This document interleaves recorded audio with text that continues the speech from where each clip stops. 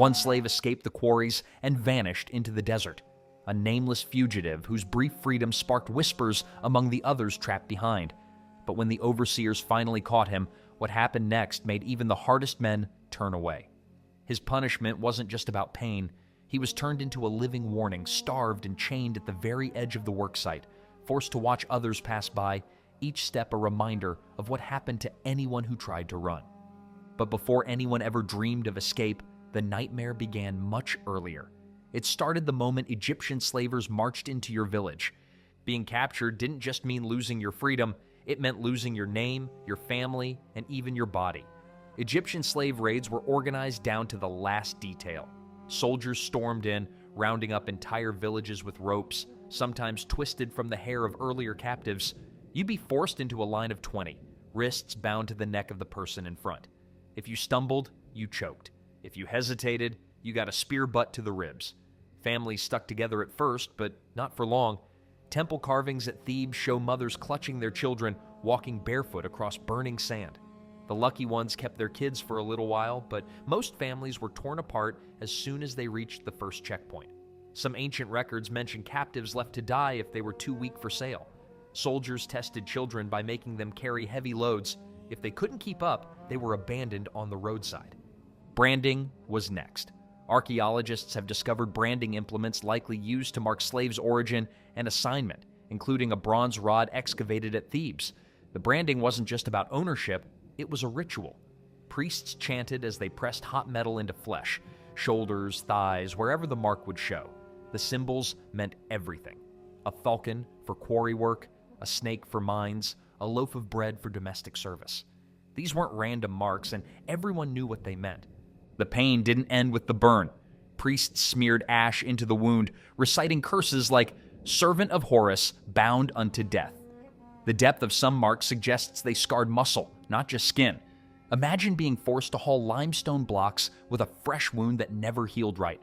Auction blocks were where the last shreds of humanity got stripped away. Handlers used hooked rods to yank back lips and inspect teeth, treating people like livestock. Those who resisted branding often lost teeth on the spot. Excavations of worker cemeteries show about 1 in 5 skulls with cracked premolars, evidence of blunt force trauma from these so-called inspections. Families were torn apart, with children evaluated and separated based on their apparent usefulness. Mothers and infants sometimes stayed together, but only because it made the women more valuable to buyers. Older kids and fathers were sent off wherever they were needed most. By the time the final sale happened, you were no longer a person. You got a new name, usually a number or something insulting, and your old life was erased without a word. Egypt's slave system was a machine designed to turn people into property before they ever reached the work sites. And the work sites? That's where things got even worse. The quarries didn't care about brands or names. All that mattered was how much rock you could move before your body gave out. Inside the quarries, the day started well before sunrise. Overseers hammered bronze gongs, and the only breakfast you got was half a loaf of stale bread and a cup of Nile water, if you hadn't been docked for working too slowly the day before. Ration lists from the period show meals cut for anyone who didn't keep up. Your first task? Haul limestone blocks heavier than your own body for hours, up and down ramps that stretched for miles. But it wasn't the stone that broke most people, it was the dust. In modern examinations of quarry workers' remains, scientists have found lungs packed with fine white powder. Some mummies were even buried with their cloth mouth coverings, still caked in stone dust thousands of years later. Workers coughed up blood by midday, but overseers only cared about meeting their quotas, not about who was left standing at the end of the day. The death toll was treated like part of the job. Records from Giza show that some weeks, dozens of workers died, usually from dehydration or exhaustion. Instead of shock or grief, some scribes simply marked these deaths as routine, sometimes drawing a vulture beside the numbers, the Egyptian symbol for death as a matter of course. One tablet even notes a wall collapse that killed a whole crew, with a remark about fewer mouths to feed. If you fell, you became just another number, not worth the trouble of a rescue. The physical toll shows up in the bones. Skeletons from quarry cemeteries have spines twisted to one side from years of carrying stone on the same shoulder. Finger bones are worn down and ridged from gripping rough blocks day after day. Leg bones show stress fractures that never healed. the kind that tell modern scientists these people worked through pain until they couldn't stand anymore. There was no real rest. Workers slept wherever they dropped, usually in shallow scrapes in the ground, just big enough for a body. No blankets, just their ragged clothes. Archaeologists have found evidence of beetle infestations in these sleeping pits, so you can imagine trying to get any sleep while insects crawled into your nose and ears. New arrivals quickly learned there was no escape from the misery.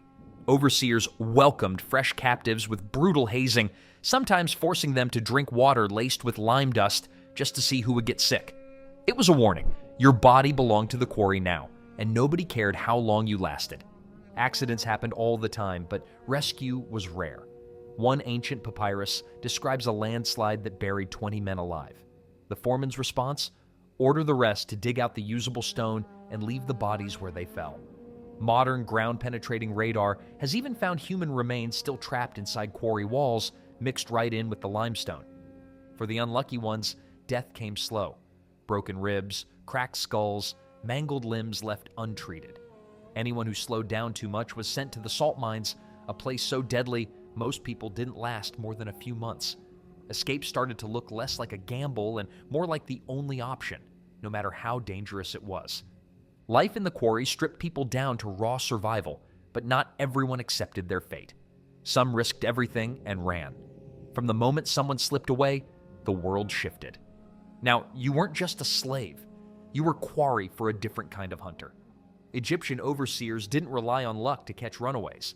They called in trained trackers, specialists who learned to read the smallest trail marks and followed escapees across miles of rock and sand. These hunters often worked with dogs, bred for their ability to follow human scent. Every slave camp kept records. Physical descriptions were carved onto slabs or copied onto papyrus: height, scars, even a limp or a missing tooth. Overseers sent these details to checkpoints and patrols as soon as someone vanished. One record from Memphis lists a runaway as brand on left thigh, top lip torn by whip, favors right leg when climbing. With this information, hunters knew exactly who to look for. Bounties made the hunt personal. The farther a fugitive got, the higher the reward. Some records mention that the price for catching a runaway could match a skilled worker's monthly wage. Hunters and even local villagers had every reason to keep their eyes open. If a slave made it out of the work zone, their face and description were already on every patrol's lips. The landscape worked against fugitives. Water sources, for example, were obvious targets. Guards set traps at wells, nets just below the surface, ready to snare anyone desperate enough to drink. Some murals show bodies left tangled in these traps, a warning to others. Archaeologists have found rusted remains of similar devices near old mines, proof that these weren't just stories. Trackers used patience and psychology. One surviving hunter's journal describes waiting near fruit offerings left for the gods, knowing that hunger would drive escapees to steal. The journal claims that 7 out of 10 captures happened when runaways reached for food, proof that starvation was as effective as any spear. Sandstorms offered cover, but hunters adapted. Tomb paintings showed them covering their faces with oiled cloths and watching how sand settled over fresh tracks. Some even listened for distant footsteps, pressing their ears to the ground. No trick went unused. Capture was never private. Priests demanded public displays of punishment. The standard was to chain the fugitive spread eagle on a board and parade them through the camps, sometimes gagged with their own clothing. Murals show workers forced to watch as the captive was pelted with stones, meant to break spirits before the real punishment even began. Even if someone managed to slip through the cracks, freedom was a mirage. Many desert routes led straight to Libyan settlements, where escapees were often turned in for rewards or sold back into slavery. Temple records mention traders who made a business out of this, collecting payment for each returned runaway. Most people didn't run, not because they lacked courage, but because the consequences were designed to be worse than death. For those caught, the next chapter wasn't just about pain, it was about becoming a living warning, a message to every other slave. And nowhere was this more terrifying than in the hands of the temple priests, whose punishments went far beyond anything the quarries could inflict. Temple justice in ancient Egypt played by its own rules, and the rules were brutal. Escaping from a pharaoh's construction crew was bad enough, but running from temple service? That crossed a line. priests warned that fleeing temple duty was like stealing from the gods themselves, a crime that demanded more than just punishment. It called for retribution that would echo in this life and the next. The process started with purification. Captured temple slaves were dragged below ground into chambers where priests used intoxicating brews to unsettle them psychologically.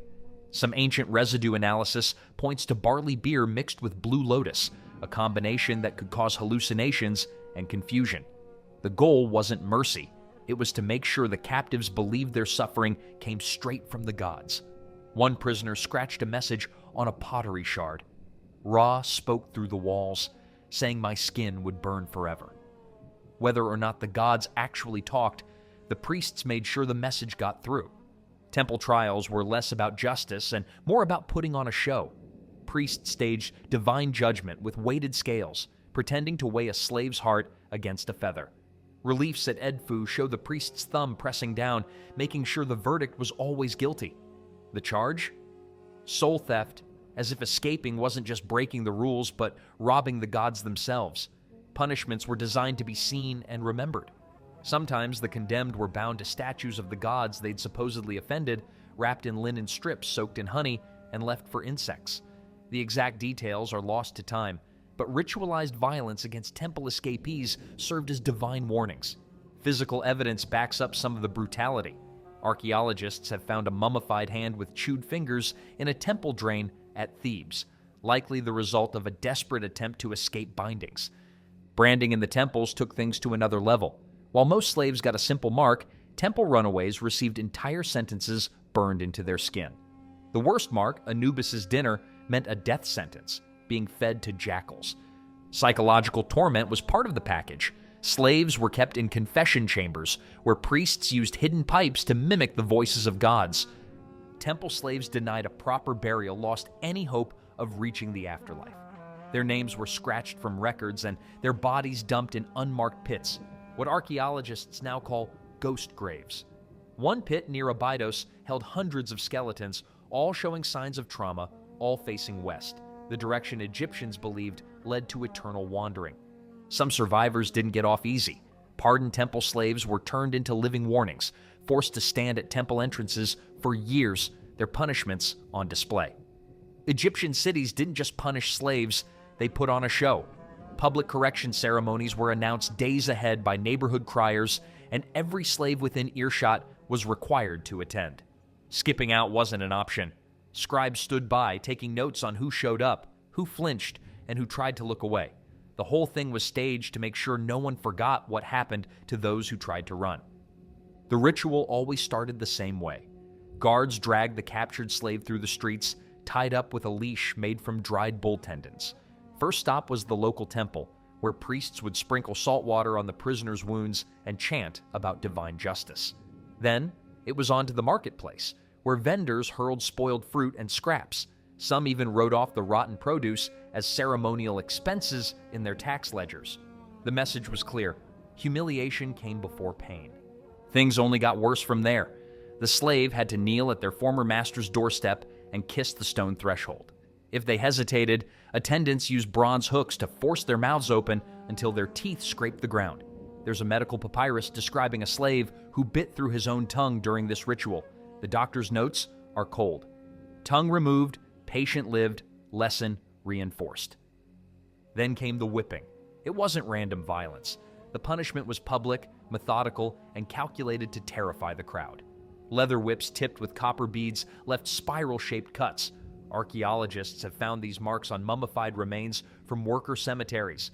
Some bones show the scars healed over, proof that a few unlucky souls survived this more than once.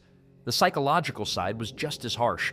After the beating, slaves had to thank their punishers in front of everyone. After the crowds left, the suffering continued.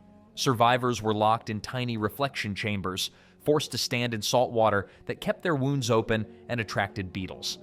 The final act was the rebranding. Temple artisans heated bronze rods and burned new marks right into the slave's forehead. Full phrases like "a moon's regret" or "Horus spits here." Medical scrolls describe using honey to keep the wounds from scarring over too quickly, making the brands readable for years. Why go through all this trouble? Because a broken, branded slave was a living warning. Some punishments in ancient Egypt went beyond pain. They were designed to haunt every worker who saw them. The Egyptians had a method for making examples out of repeat escapees. They turned people into living warning signs. These weren't just dying slaves left out of sight. They were placed front and center, right where everyone had to pass by. Construction site records mention things like, at the fourth turning of the ramp, set the warning facing east, so the morning sun would light up their wounds for the entire crew to see. The mutilations were specific and calculated. The most common example was blinding, taking away a runaway's sight, but leaving them able to beg and call out.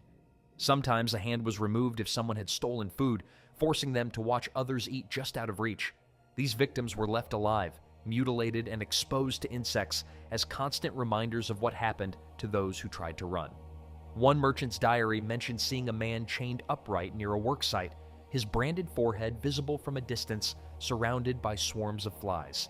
He lasted over 2 weeks before finally succumbing. The placement of these living warnings was no accident. Overseers set them up near water jars, shaded corners, or anywhere workers would have to gather. Imagine dragging yourself through the dust toward a jug of water, only to find a mutilated escapee chained beside it, whimpering for a drink you're not allowed to give. These warning signs didn't last long, but they didn't need to. Salt mine records show gate warnings survived an average of 9 days. Occasionally, someone lasted much longer. A supervisor's log tells of a woman who survived over 3 weeks, missing both hands and an eye. Scorpions finally ended her ordeal. Feeding was minimal, just enough to keep the person alive and suffering. Why go to such extremes? Dead bodies disappear, but a living, suffering person chained in plain sight sticks in your mind. Overseers knew that the real power was in forcing everyone to see what happened if you tried to escape. It worked so well that some slaves begged for execution instead. The message was clear: hope was dangerous, and even thinking about freedom could cost you everything. But for those who served the temples, the threat didn't stop with mutilation or public display. The next level of punishment was reserved for those who offended not just the overseers, but the gods themselves. When priests decided a runaway had offended the gods, things got even more serious. Temple records called these cases divine theft, not just running from a master, but stealing time and labor meant for the gods. That meant the punishment had to go beyond the usual. It wasn't just about pain or humiliation, it was about restoring cosmic order, and the priests made sure everyone knew it. Priests sometimes aligned punishments with religious calendars to heighten the sense of divine involvement. Executions and ritual tortures were scheduled to match up with festivals, eclipses, or days sacred to certain gods. The idea was simple. If the heavens were watching, so was everyone else. The punishments themselves were carefully staged. Offenders might be tied to statues of the gods they'd supposedly betrayed, not with ordinary rope, but with strips of linen torn from temple garments. That meant every part of the ritual carried extra weight. Murals show priests using copper knives to remove fingers and toes, working inward, always methodical. Archaeologists have found bones beneath some temples with clean cuts at the joints, suggesting these stories weren't just threats. Records describe terror tactics involving live creatures introduced into wounds.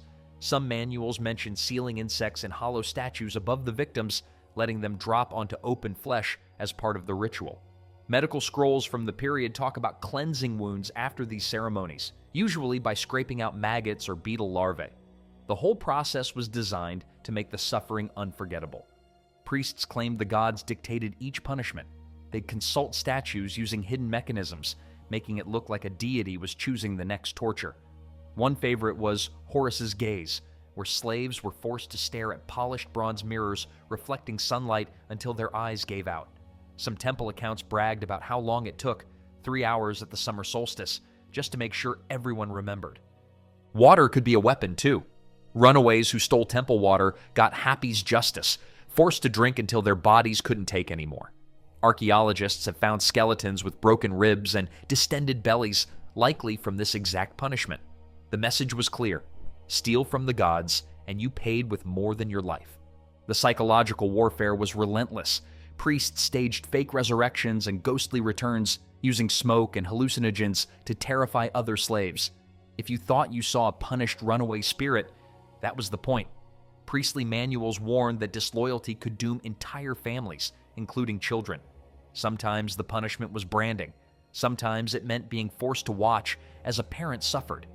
Death didn't end the torment. Slaves denied proper burials were erased from records and dumped in unmarked pits facing west, the direction Egyptians believed led to endless wandering.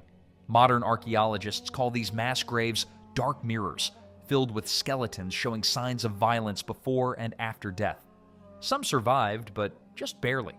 Temple logs mention a few blinded, tongueless slaves kept as living exhibits, made to guide new arrivals past murals showing every step of the punishment process. One survivor lasted 12 years before finally taking his own life. The real genius of temple justice was making people fear the gods more than any overseer. After witnessing a man collapse from poisoned bread blessed by priests, who would risk running? And yet, a handful still tried, and their problems didn't end at the temple gates. The so-called lucky ones who made it out of Egypt's slave system didn't step into a new life. They became ghosts, outcasts, and sometimes even living curses. Border accounts note that many fugitives struggled to find shelter, labeled as cursed by superstitious locals. There's a record of Nubian guards turning away branded runaways, offering them water, but nothing else because village elders claimed their presence brought bad luck. It didn't matter how desperate you were. If you had a slave brand, you were trouble. These survivors turned into walking ghost stories. Villagers would attack anyone with Egyptian brands, sometimes without asking questions. Traders' journals talk about finding men hiding in dry wells, too terrified to approach houses because the last time they tried, they got chased off with dogs. Priests didn't help matters. They spread drawings of dangerous fugitives with wild features, making sure no one would risk helping them. Imagine being so feared that even a starving child would rather run than accept your help. Some of the most haunting evidence comes from the desert cliffs. Archaeologists have discovered occasional scratch marks in shelters that may be signs of former slaves marking days as they hid. In one cave, over 300 tally marks line the wall next to piles of rodent bones and makeshift water catchers. One skeleton was found curled around a tiny statue of Bes, the household protector, a last hope for someone who knew they'd never see home again. A handful tried to disappear into new lives. Some reached Libyan villages and tried burning off their brands, hoping to blend in, but temple informants were everywhere. There's a papyrus about a former slave who became a village potter, until a priest spotted his limp and hauled him back to Egypt, where he ended up with iron rings through his cheeks. The system never really let go. The mental scars went deeper than the brands. Runaways wrote on rocks and walls about hearing temple chants in the wind or dreaming of overseers' voices years after they'd escaped. One bit of graffiti in Sinai says, "The god's voice comes with the wind." Another reads, "I miss the whip. At least it was real." Today we call this trauma, but back then priests called it the god's revenge. Some fugitives even returned on purpose. Temple records tell of repentant runners who came back after years in the wild, begging for the mercy of familiar chains. Why would anyone do that? Because freedom without a community is just another kind of exile. In Egypt's worst prisons, at least someone noticed if you died. Alone in the desert, you just vanished. A few found brief safety in ghost villages, hidden camps where outcasts built new lives together. They set up warning systems with stacked rocks and burned old slave collars in ritual fires. Archaeologists have found settlements like this, but none lasted long. The desert was unforgiving. Many skeletons near dried-up oases show signs of starvation, not violence. Their last act was often carrying water jars toward a horizon that never got closer. The real twist? Egypt's campaign of fear worked so well that even free people got caught in the net. Trade records mention Nubian merchants attacked just for having dark skin, thanks to temple rumors that runaways turned black from the god's anger. One story tells of a blind beggar stoned to death because his scars looked like hieroglyphs. Egypt's slave system didn't need walls. It built a prison in the minds of everyone who lived under its shadow. Even those who escaped could never really get away. The monuments and temples we see today aren't just piles of stone. They're reminders of a world built on fear, and the echoes of that terror still linger. Egypt's slave system wasn't just about breaking bodies. It was about crushing minds until even freedom lost its meaning. Psychological terror may have claimed more lives than physical labor alone. The next time you see a photo of the Sphinx, remember that those stone eyes once watched brutal punishments play out just steps away. The cracks in the ancient walls aren't just age. They're silent witnesses to suffering that history rarely mentions. So, as you think about those famous monuments, ask yourself, what surprised you most about these punishments? Let me know below. Remember, the true shadows of Egypt stretch far beyond its stones.